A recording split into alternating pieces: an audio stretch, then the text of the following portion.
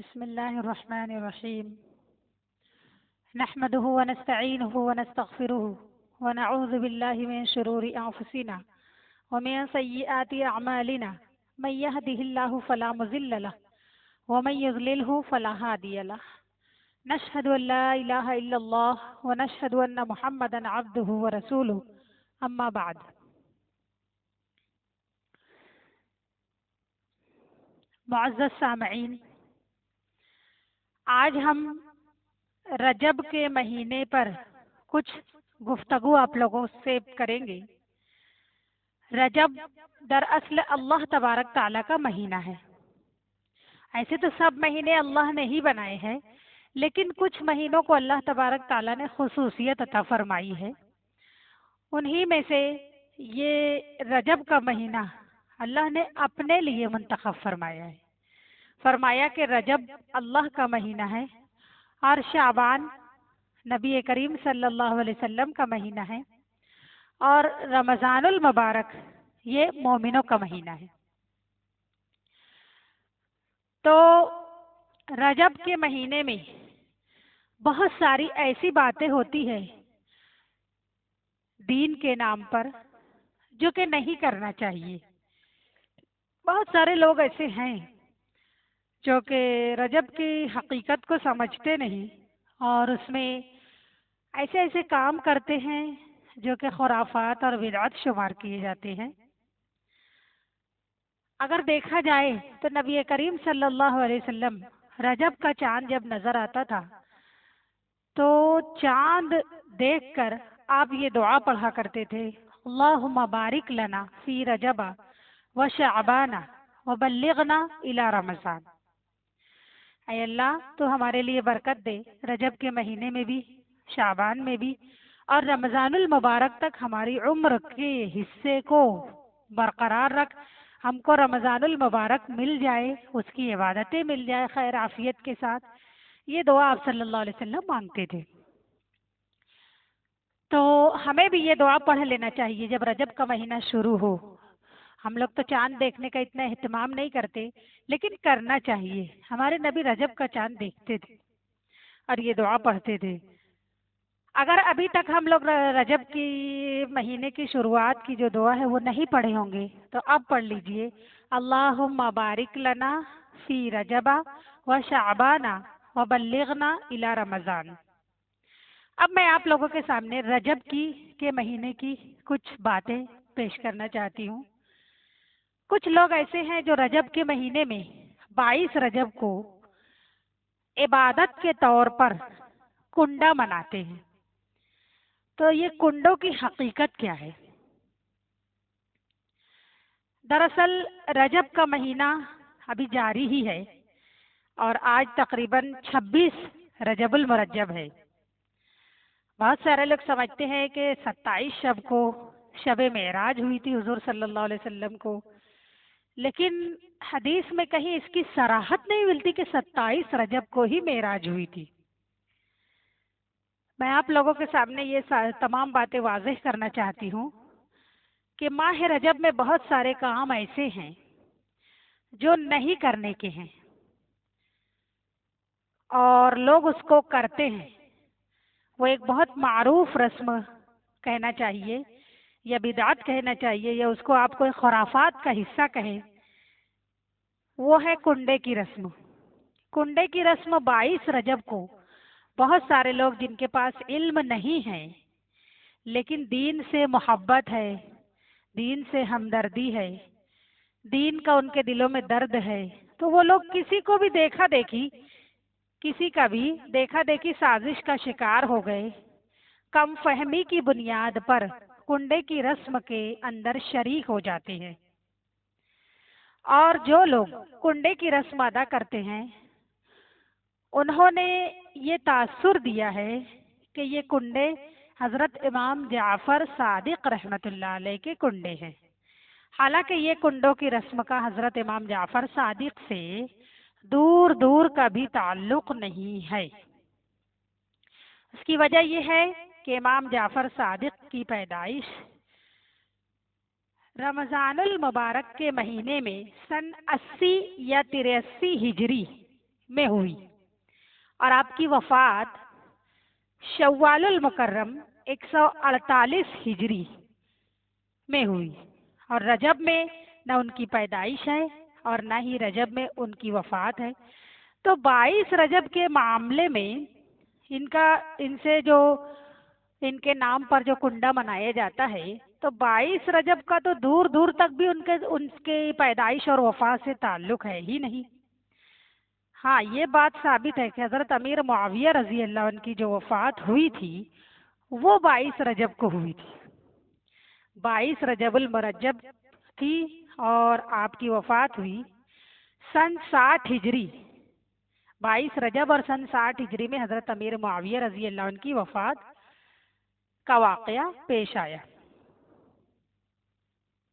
یہ جو حضرت امیر معاویہ رضی اللہ عنہ کے دشمن ہیں اور شریعت کے باغی ہیں اور اہل تشیع ہیں، جن کو شیعہ بولا جاتا ہے، شیعہ حضرات ہیں، ان لوگوں نے حضرت امیر معاویہ رضی اللہ عنہ کی وفات پر ہر رات کو چھپ کر حلوے اور مانڈے پکا کر خوشی کی محفلیں سجائی۔ اہل سنت کا زور تھا اس وقت، اہل سنت کی طاقت تھی، تو اتنی ہمت نہیں تھی ان لوگوں کے اندر کہ اہل سنت کے سامنے اعلانیہ طور پر امیر معاویہ رضی اللہ عنہ کی وفات پر خوشحالی منائیں۔ اس لیے وہ خوشی منائی انہوں نے، لیکن چھپ چھپا کر۔ اسی وجہ سے شاید آپ کے بھی علم میں ہو کہ ایک عرصے تک یہ رسم رات کو ادا کی جاتی رہی۔ لوگ کہتے تھے کہ کنڈا صبح فجر کی اذان سے پہلے پہلے پکانا چاہیے اور کھانا چاہیے، یہ ضروری ہے۔ اس کی بنیاد کیا تھی؟ یہ شیعہ حضرات اور روافظ امیر معاویہ رضی اللہ عنہ کی وفات پر یہ رات کی تنہائی میں اور رات کے اندھیروں میں منایا کرتے تھے، لیکن جب سے شیعہ حضرات نے زور پکڑا، یا یوں کہیے کہ اہل سنت کے ایمان میں جب سے کمزوری آ گئی اور اپنے عقائد کا تحفظ کم ہو گیا، اس وقت سے یہ لوگ دن کو اعلانیہ طور پر بھی کنڈوں کی رسم شروع کر دیے۔ اللہ رب العزت ہم سب کو صحابہ کرام رضوان اللہ علیہم اجمعین سے محبت کرنے کی توفیق عطا فرمائے، اور ہر ایسا عمل ادا کرنے کی توفیق دے جس سے امیر معاویہ رضی اللہ تعالی عنہ اور دیگر صحابہ کرام سے محبت کا ثبوت ہو، اور ہر ایسے عمل سے بچنے کی کوشش کریں کہ جو ان سے دوری کا سبب بنے۔ اللہ تعالی ہمیں صحابہ کرام کے نقش قدم پر چلنے کی توفیق عطا فرمائے۔ اب کرنا کیا چاہیے ہمیں؟ آج چونکہ 26 رجب المرجب ہے اور 27ویں رات ہے، بہت سارے لوگ کہتے ہیں کہ 27ویں رات کو حضور صلی اللہ علیہ وسلم کو معراج ہوئی، شب معراج کا واقعہ پیش آیا۔ شب معراج 27 رجب سے متعلق 3 باتیں ذہن نشین کر لیجئے۔ سب سے پہلی بات، شب معراج کی یہ فضیلت تو ہے کہ اس رات معراج کا واقعہ پیش آیا، لیکن اس کے علاوہ اس رات کی کوئی اور خصوصی فضیلت، عبادت ہرگز ثابت نہیں۔ اس لیے اس رات خصوصی طور پر عبادات کا اہتمام کرنا بدعت ہے۔ اچھی طریقے سے ذہن نشین کر لیں کہ یہ رات میں نہ ہمارے نبی نے کوئی عبادت کرنے کا حکم دیا ہے اور نہ ہی آپ نے کوئی عبادت کی تھی، تو ہمیں کوئی خصوصی عبادت کا اہتمام نہیں کرنا چاہیے۔ رجب کی 27ویں رات کو یقینی طور پر شب معراج قرار دینا یہ بھی درست نہیں ہے، کیونکہ وہ 27ویں رات تھی کہ 26ویں رات تھی کہ 25ویں رات تھی، یہ صراحتاً حدیث میں بیان نہیں کی گئی ہے۔ اس لیے ہم بھی نہیں کہہ سکتے کہ یہ 27ویں رات ہی تھی شب معراج کی۔ 27ویں رجب کی رات اور دن سے متعلق کوئی مخصوص فضیلت یا عبادت ہرگز ثابت نہیں، اس لیے اس رات کو عبادت کرنا اور دن کو روزے رکھنے کا خصوصی اہتمام درست نہیں ہے۔ میرے بتانے کا مقصد یہ ہے کہ ہمیں کام صرف وہ کرنا ہے جو نبی کریم صلی اللہ علیہ وسلم اور صحابہ کرام سے ثابت ہو۔ جب آپ معراج پر گئے تو آپ نے روزہ نہیں رکھا، آپ نے کوئی عبادت نہیں کی، صحابہ سے کوئی عبادت نہیں کروائی، تو پھر ہم کیوں عبادت کرتے ہیں؟ جہاں جہاں حضور سے ثابت ہے کہ آپ نے اس رات میں عبادت کی ہے، اس رات میں کرو نا۔ جیسے دونوں عیدوں کی رات لیلۃ الجائزہ بولی جاتی ہے، اس رات میں عبادت کرو نا۔ اس رات میں کوئی عبادت نہیں کرتا، اس رات کو ایسے چھوڑ دیتے ہیں، ایسے ترک کر دیتے ہیں جیسے معلوم ہی نہیں ہے۔ حالانکہ رمضان المبارک کے بعد جو عید کی رات آتی ہے، 30 روزے کے بعد یا 29 روزے کے بعد جب چاند دکھ جاتا ہے تو وہ رات لیلۃ الجائزہ ہوتی ہے۔ اس رات میں، جائزہ مطلب انعام کی رات، اس رات میں تم جو عبادت کریں گے اس کا بہت ثواب ملے گا، اس کی فضیلت بھی ہے، اور جو کچھ مانگو گے بطور انعام اللہ تبارک تعالیٰ پورے مہینے کی محنت کا صلہ تم کو دیں گے۔ اسی طریقے سے ذی الحجہ کی 9 ذی الحجہ کی رات جو صبح 10 ذی الحجہ ہوگی، حالانکہ وہ 10 ذی الحجہ کی رات بولی جاتی کیونکہ اسلام میں رات پہلے آتی ہے، دن بعد میں آتا ہے۔ تو 9 ذی الحجہ کا دن گزر جانے کے بعد جو 10 ذی الحجہ کی رات ہوتی ہے، اس رات کو بھی عبادت کرنے کا اہتمام کیا جاتا ہے، کرنا چاہیے، ہمارے نبی سے ثابت ہے۔ تو دونوں عیدوں کی جو رات ہے اس رات میں عبادت کرو نا۔ شب معراج سے کہیں نہیں ثابت ہے، اس میں مت عبادت کرو، اس کا کوئی صلہ نہیں ملے گا، بلکہ الٹا گنہگار ہوں گے۔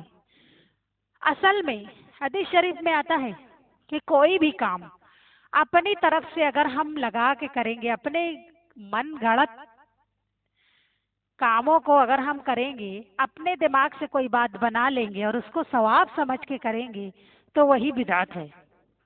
اللہ کے نبی صلی اللہ علیہ وسلم کا فرمان ہے، کل محدثۃ ضلالہ کل محدثۃ بدعہ، کہ ہر نئی بات دین میں جو تم پیدا کرو گے وہی بدعت ہے۔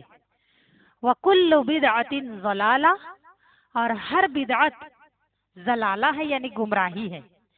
وکل ضلالۃ فی النار، اور ہر گمراہی جہنم میں لے جانے کا ذریعہ بنے گی۔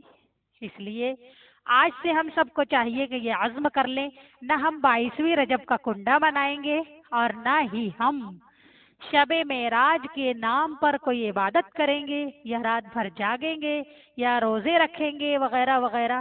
یہ سب قرآن حدیث سے ثابت نہیں ہے۔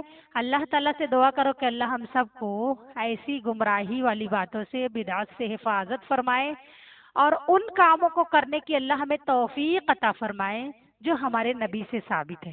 جیسے پیر جمعرات کا روزہ نبی سے ثابت ہے وہ رکھیں۔